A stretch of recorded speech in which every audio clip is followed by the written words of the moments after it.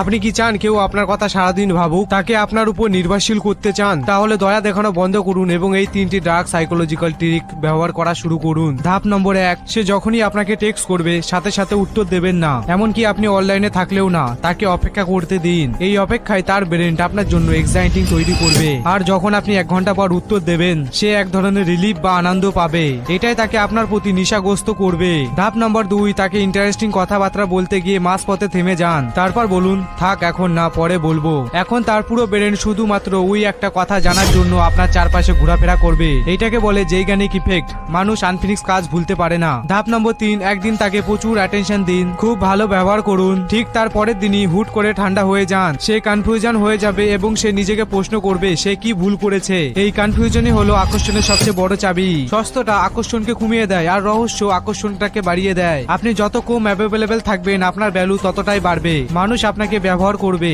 নাকি আপনি মানুষকে নিয়ন্ত্রণ করবেন, সিদ্ধান্ত আপনার।